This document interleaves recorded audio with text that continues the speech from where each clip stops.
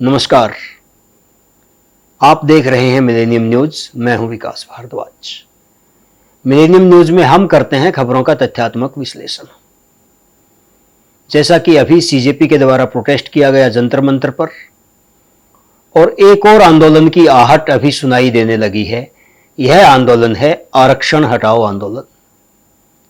धीरे धीरे देश के युवा सोशल मीडिया प्लेटफॉर्म पर इकट्ठा हो रहे हैं और वो चाहते हैं कि इस देश से आरक्षण समाप्त कर दिया जाना चाहिए। हम आपकी राय जानना चाहते हैं, क्या देश से आरक्षण समाप्त कर दिया जाना चाहिए या फिर इसका स्वरूप बदल दिया जाना चाहिए? इसको इसी प्रकार से ना देकर एक नए ढंग से दिया जाना चाहिए और यह केवल और केवल आर्थिक आधारित आरक्षण होना चाहिए। आपकी इस बारे में क्या राय है? आप कमेंट करके हमें बताइए। जैसा कि हम करते हैं तथ्यात्मक विश्लेषण, आज का हमारा विश्लेषण रहेगा कि क्या देश को आरक्षण की जरूरत है, और यदि देश को आरक्षण की जरूरत है तो वह किस तरह से लागू किया जाना चाहिए और किन लोगों को उसका लाभ मिलना चाहिए। अब शुरुआत करते हैं। आजादी के बाद से अब तक 75 वर्ष से अधिक का समय बीत गया है, लेकिन आरक्षण एक ऐसा विषय है जिसने बहुत ही उथल पुथल मचा रखी है सब में। वो चाहे SC ST हो, OBC हो या जनरल हो, कोई भी इस व्यवस्था से संतुष्ट नहीं है जो आरक्षण का मौजूदा व्यवस्था है, जो मौजूदा आधार है। क्यों? क्योंकि आरक्षण का उद्देश्य था सबको समान दायरे में लेके आना, सबको एक समान अवसर मिले और सब लोग गरीबी से बाहर आए। लेकिन क्या वो अवसर सबको एक समान मिले? इस पर आज भी प्रश्न चिन्ह है। हमारे देश में 3 तरह से आरक्षण दिया जाता है। पहला आरक्षण का आधार है आर्थिक आधार। जो लोग आर्थिक रूप से पिछड़े हुए हैं, वो किसी भी जाति से हों, उनको आरक्षण दिया जाता है। आर्थिक आधार से आरक्षण दिए जाने के कारण जो है इसके बड़े ही सकारात्मक प्रभाव सामने आए हैं, और अब एक व्यापक बहस ने जन्म ले लिया है कि आरक्षण का आधार सिर्फ और सिर्फ आर्थिक होना चाहिए। जो लोग आर्थिक रूप से वंचित हैं, पिछड़े हुए हैं, गरीब हैं, उनको जो है आरक्षण का लाभ मिलना चाहिए, अन्य लोगों को नहीं मिलना चाहिए। दूसरा आरक्षण दिया जाता है OBC आरक्षण। अदर बैकवर्ड क्लास को जो आरक्षण दिया जाता है, पिछड़े वर्ग को जो आरक्षण दिया जाता है, वो आरक्षण होता है OBC आरक्षण।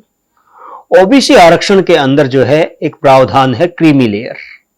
क्रीमी लेयर का मतलब यह होता है कि जो लोग एक बार आरक्षण का फायदा उठाकर गरीबी से बाहर आ चुके हैं, उनके बच्चों को आरक्षण नहीं दिया जाएगा। और तीसरा जो आरक्षण दिया जाता है वो SC या ST, शेड्यूल कास्ट और शेड्यूल ट्राइब्स को आरक्षण दिया जाता है। इस आरक्षण के अंदर कोई भी क्रीमी लेयर का प्रावधान नहीं है। मसलन मान लीजिए किसी ने आरक्षण लिया और वो उस आरक्षण के आधार पे IAS सिलेक्ट हुआ, उसके बाद उसके बच्चे भी आरक्षण लेके IAS सिलेक्ट हो गए, उसके बाद उनके बच्चे भी आरक्षण का लाभ लेके IAS सिलेक्ट हो गए।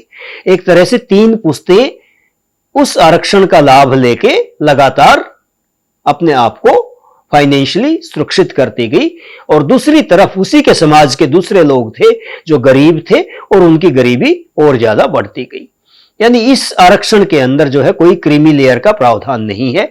ऐसा कोई भी प्रावधान नहीं है कि यदि किसी ने एक बार आरक्षण का फायदा उठा लिया और वो जो है एक अच्छी आर्थिक स्थिति में पहुंच गया है, तो उसके बाद जो है उसके बच्चे आरक्षण का फायदा नहीं उठाएंगे। तो इन्हीं सब बातों को लेकर के आज का हमारा विश्लेषण रहेगा।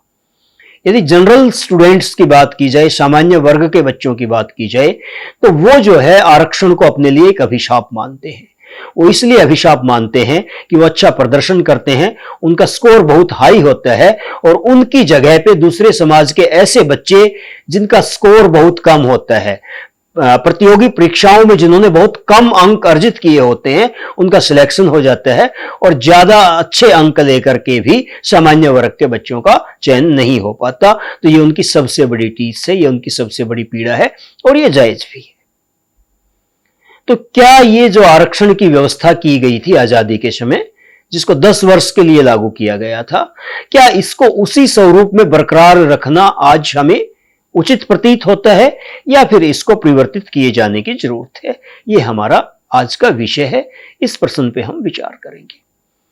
जहां तक वर्तमान सरकार की बात है, मोदी सरकार की बात है, तो इस सरकार को सुधारों की सरकार का नाम दिया जा रहा है। बहुत सारे ऐसे कानून जो अंग्रेजों के जमाने से या आजादी के कुछ वर्ष बाद से लागू हुए थे, उनको बदल दिया गया है क्योंकि अब उनका औचित्य नहीं रहा था। हमारे गुलामी के प्रतीक, उनको बदल दिया गया है। इसी तरह से क्या यह सरकार आरक्षण का स्वरूप भी बदल पाएगी? ये एक बड़ा सवाल है। इस सरकार से लोगों को उम्मीद है, सब लोगों को उम्मीद है, सामान्य वर्ग को भी उम्मीद है, ओबीसी, एससी और एसटी को भी उम्मीद है कि यह सरकार इस समस्या का कोई ना कोई ऐसा हल करेगी जो सबके लिए राहत की बात होगा। वास्तव में आरक्षण क्या है? आरक्षण एक स्थायी समस्या का अस्थायी हल है। आरक्षण एक स्थायी समस्या का अस्थायी हल है। इस अस्थायी हल को लागू किया गया था 10 वर्षों के लिए। यह परमानेंट सॉल्यूशन नहीं है, यह टेम्परेरी सॉल्यूशन है। ठीक है, इसको 10 वर्षों के लिए लागू किया गया, लेकिन क्या 75 वर्ष लागू होने के बाद भी आज जो है समाज के अंदर कोई दलित, वंचित या शोषित नहीं है? क्या कोई गरीब नहीं है? अमीर और गरीब की खाई दिन ब दिन बढ़ती जा रही है और गरीब लोगों को आरक्षण की या फिर उनको आर्थिक अवसर समान रूप से उपलब्ध हो, इस चीज की बहुत ज्यादा जरूरत है आज के समय में। तो आज हम बात करते हैं कि यदि हम आरक्षण के स्वरूप को परिवर्तित करना चाहें तो वह किस तरह से होना चाहिए। पहली बात, हम बात करेंगे आर्थिक आधार पर दिए जाने वाले आरक्षण की। गरीबी जो है किसी की जाति देखकर, धर्म देखकर नहीं आती। गरीबी का अपना एक दर्द होता है, गरीबी की अपनी एक पीड़ा होती है, गरीबी की अपनी एक टीस होती है। और जो गरीबी को भुगतता है वही इस टीस का दर्द समझ सकता है। जिसने गरीबी देखी है, उसको रियलाइज किया है, वो व्यक्ति ही महसूस कर सकता है कि गरीबी क्या होती है। आरक्षण की सबसे ज्यादा जरूरत आज के समय में है गरीब को। वह किसी भी जाति का हो, किसी भी धर्म का हो, यदि वह शिक्षा के क्षेत्र में कुछ करना चाहता है, यदि वह वंचित है, तो उसको समान अवसर दिए जाने की जरूरत है। तो आज के समय में जो सबसे तार्किक रूप से मजबूत दावा है वह यह है कि आरक्षण जो है आर्थिक आधार पर दिया जाए। दूसरी बात, जिस तरह से ओबीसी का आरक्षण दिया गया है उसके अंदर क्रीमी लेयर का प्रावधान है, इसी तरह से एससी और एसटी आरक्षण के अंदर भी क्रीमी लेयर का प्रावधान होना चाहिए।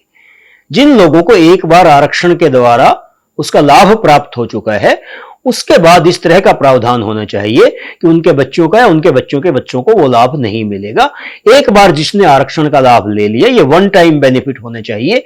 एक बार जिसने आरक्षण का लाभ ले लिया, उसका मतलब ये है कि उसने अपने आप को आर्थिक रूप से सुदृढ़ करने की दिशा में पहला कदम बढ़ा दिया है और आगे से उसके बच्चों की और उसके परिवार की जिम्मेवारी उसकी खुद की है। एक बात और भी है कि आज हम योग्यता को दरकिनार करके कट ऑफ को कम करते हैं। क्या वास्तव में कट ऑफ कम करना चाहिए? नहीं। कट ऑफ कम करने का मतलब है देश के साथ गद्दारी करना। यदि किसी एंट्रेंस एग्जाम क्लियर करने के बाद 90% मेरिट है और आप 90% मेरिट की जगह 50%, 40% वालों को एडमिशन देते हैं, सिलेक्ट करते हैं, तो है देश के साथ अन्याय है। देश को जो क्वालिफिकेशन चाहिए, आप उस योग्यता के कैंडिडेट देश को सिलेक्ट करके नहीं दे रहे हैं। होना क्या चाहिए? होना यह चाहिए कि आरक्षण का लाभ शिक्षा में और शिक्षा की तैयारी में मिलना चाहिए। मसलन यदि आप गरीब हैं तो आपके लिए ऐसी व्यवस्थाएं होनी चाहिए कि आपको कोचिंग क्लास मिलेंगी, आपको अच्छे टीचर मिलेंगे, आपकी स्पेशल क्लासेज होंगी जो सरकार की तरफ से निःशुल्क होंगी, आपसे कोई चार्ज नहीं लिया जाएगा। और वो जो एक अंतर था कि अमीर लोगों के बच्चे अच्छे महंगे स्कूलों में पढ़कर अच्छी शिक्षाएं प्राप्त करते हैं, जिससे आप वंचित रह गए थे, वो एक आपको समानता का अवसर मिलेगा क्योंकि आपके लिए क्लासेस का अरेंजमेंट किया गया है, प्रबंध किया गया है।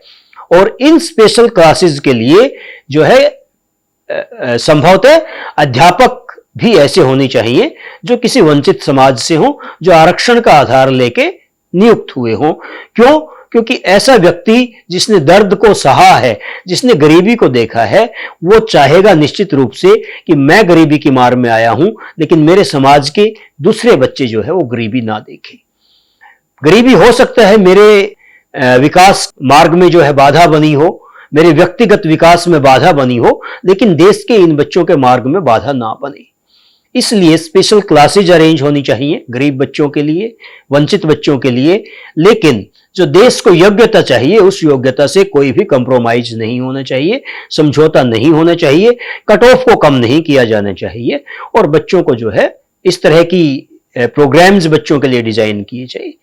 यदि आरक्षण की हम बात करें तो सबसे बड़ा जो है कारण यह भी है कि अमीर बच्चों के और गरीब बच्चों की शिक्षा में बहुत बड़ा अंतर है। अब देश के अंदर एक समान शिक्षा अनिवार्य किए जाने की आवश्यकता भी है। शिक्षा एक समान होगी, शिक्षा का स्तर एक समान होगा, सिलेबस एक समान होगा, तो वो देश के बच्चों के साथ ज्यादा न्याय होगा।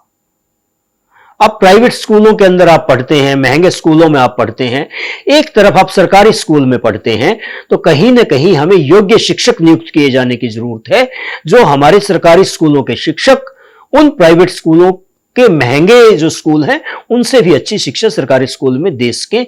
तो इस तरह का हमें सुधार लागू किए जाने की जरूरत है। तो मैं आपको एक बार फिर से जो है कहना चाहूंगा कि आरक्षण जो है ये एक स्थायी समस्या का अस्थायी हल है और अब हमें जो है इस समस्या का स्थायी हल खोजना होगा। हमें आरक्षण को जो है आर्थिक आधार पर लागू करना होगा। हमें एक डाटा बनाना होगा उन लोगों का जिन लोगों ने आज तक आरक्षण का लाभ लिया है, और जो एक बार आरक्षण का लाभ ले चुके हैं उनको इस लिस्ट से आउट कर देना चाहिए कि वो और उनके परिवार के दूसरे लोग जो है इस आरक्षण का आगे से लाभ नहीं लेंगे। और हमारे पास हर नागरिक का डाटा होना चाहिए कि कौन कौन परिवार आरक्षण का लाभ लेके अब तक सिलेक्ट हुए हैं। हर साल सरकार को ये आंकड़े जारी करने चाहिए। इस देश के अंदर हमने एक वर्ष के अंदर जो है इतने पदों की भर्तियां निकाली थी, जिनमें से हमने आरक्षण के तहत, मैं एग्जैक्ट नहीं कह सकता, यदि हम सब प्रकार का आरक्षण मिला दें तो कुल इस तरह की व्यवस्था है कि 50% लोग जो है वो जनरल सामान्य कास्ट के होते हैं और 50% लोग जो है रिजर्वेशन से आते हैं। तो वो जो 50% चयन रिजर्वेशन से होता है, ठीक है, ये आंकड़े एग्जैक्ट नहीं है बट एक उदाहरण के लिए मैं बता रहा हूं, तो वो पब्लिश किए जाने चाहिए कि इतने नागरिकों को आरक्षण के आधार पर हमने रोजगार दे दिया है।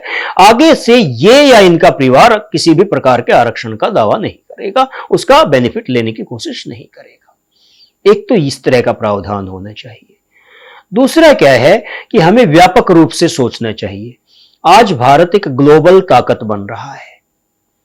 हमें सिर्फ और सिर्फ हमारे ही लोगों के लिए आरक्षण की सुविधा नहीं देनी चाहिए, हमें कुछ इस तरह की भी व्यवस्थाएं करनी चाहिए कि एनआरआई लोग, जो भारत से बाहर के देशों के नागरिक हैं, वो भी भारत में आके जॉब कर सके। जब वो लोग आएंगे तो वो अपनी संस्कृति को लेके आएंगे, और जिस तरह का ग्लोबल परिवेश पनप रहा है, पूरा विश्व एक साथ नजदीक आ रहा है एक दूसरे के, जिस तरह से कनेक्टिविटी बढ़ रही है, तो अब वसुधैव कुटुंबकम वास्तव में चरित्रार्थ होता हुआ दिखाई दे रहा है। तो कहीं ना कहीं एक रिजर्वेशन ऐसा होना चाहिए, उसका परसेंटेज कुछ भी हो सकता है, 10%, 15%, कि वो एनआरआई के लिए रिजर्व किया जाएगा। विदेश के जो योग्य व्यक्ति हैं उनको भी अब भारत में रोजगार दिया जाएगा। दूसरी बात, एक बहुत ही प्रैक्टिकल जो बात है, यदि आरक्षण को आर्थिक आधार पर भी लागू कर दिया गया तो भी इससे समस्या का हल होने वाला नहीं है। क्यों? क्योंकि आरक्षण एक स्थायी समस्या का अस्थायी हल है। इसका स्थायी हल क्या है? इसका स्थायी हल है कि हमें जो है गरीबी की सोच से बाहर आना पड़ेगा। आर्थिक परेशानी, फाइनेंशियल प्रॉब्लम, ये सब टेम्परेरी होती हैं, और जिसके माइंड में गरीबी घर कर गई वो स्थायी होती है। तो हमें अपने आप को गरीबी की जो सोच है उससे बाहर निकालना होगा। हमें ऐसे प्रोग्राम डिजाइन करने होंगे कि हम सिर्फ रोजगार मांगने वाले नहीं, हम रोजगार देने वाले बने। इस तरह का माहौल हमें देश के अंदर लागू करना होगा। हमें स्कूलों से ही बच्चों को इस तरह से तैयार करना होगा कि वो जो है बिजनेस की तरफ बढ़े, वो जो है उद्योग स्थापित करने वाले बने, और वो दूसरों को रोजगार देने वाले बने। एक छोटा सा मैं उदाहरण देता हूं। हर स्कूल के अंदर हॉलीडेज होमवर्क दिया जाते हैं। कुछ हमें अब इस तरह के सेगमेंट डिजाइन किए जाने की जरूरत है कि जिसके अंदर बच्चों के अंदर फाइनेंशियल लिटरेसी बढ़े, वो पैसा कमाना, पैसा बचाना और पैसे से अपने आप को फाइनेंशियली मजबूत करना सीखे। आपको इस तरह के प्रोग्राम भी डिजाइन करने होंगे स्कूलों के अंदर कि होमवर्क के तौर पे माता पिता छुट्टियों में किसी बच्चे को 50 रुपए देंगे। ठीक है, आपको उस 50 रुपए को बढ़ाकर 100, 500, 1000, 10,000 बनाना है। ठीक है, पेरेंट से आपको 50 रुपए मिले, आपको एक महीने का समय मिला, उस एक महीने में आपने 50 रुपए का कितना रुपया बनाया? आपने 50 रुपए की चॉकलेट खा के सारा खत्म कर दिया, एक ऑप्शन हो सकता है, या आपने कहीं खर्च कर दिए, या फिर आपने उस 50 रुपए को इन्वेस्ट करके आपने ज्यादा पैसा बनाया, 100 रुपए, 200 रुपए, 500 रुपए, 1000 रुपए। और इस तरह के जो है आप जो है अपने एक्सपीरियंस शेयर कीजिए। यानी हमें आर्थिक समझ बचपन से ही हमारे नागरिकों में डेवलप करनी पड़ेगी, हमें उनके अंदर फाइनेंशियल समझ डेवलप करनी पड़ेगी। यदि हम लोगों ने अपने देश के नागरिकों में फाइनेंशियल समझ डेवलप कर दी तो हम जो है सिर्फ और सिर्फ नौकरी के लिए लाइन में नहीं लगेंगे, हम लोग जो है अपनी प्लानिंग से अपने बिजनेस खड़े करेंगे, अपनी फैक्ट्रियां लगाएंगे, और हम जो है आर्थिक रूप से खुद संपन्न होंगे और दूसरे लोगों को भी संपन्न बनाएंगे। एक और जो है जिस तरह की आहट इस आंदोलन की सुनाई दे रही है, आरक्षण हटाओ आंदोलन की, तो अभी जो सीजेपी का प्रोटेस्ट हुआ, उस प्रोटेस्ट में हमने हमारी युवा पीढ़ी को देखा। वो युवा पीढ़ी जो देश के प्रधानमंत्री को गालियां दे रही है, प्रधानमंत्री जी की माता जी को गालियां दे रही हैं, और हमारे देश के जवानों को, सैनिकों को, वो जवान, वो सैनिक जो अपने प्राणों की आहुति देकर भी अपने देश की रक्षा करने के लिए तत्पर रहते हैं, उनको गालियां दी जा रही हैं। तो मैं आपसे पूछना चाहूंगा कि क्या यह स्वीकार्य है? क्या हमारे बच्चों को इस तरह से गाली गलौज करना अच्छा लगता है? क्या इसको हम लोग स्वीकार्यता का दर्जा दे सकते हैं, या फिर ये एक जो है देश के ऊपर कलंक तुल्य है कि हमारे बच्चों के ऐसे संस्कार किस तरह से हो गए? इस पर आप अपना पक्ष अवश्य रखें।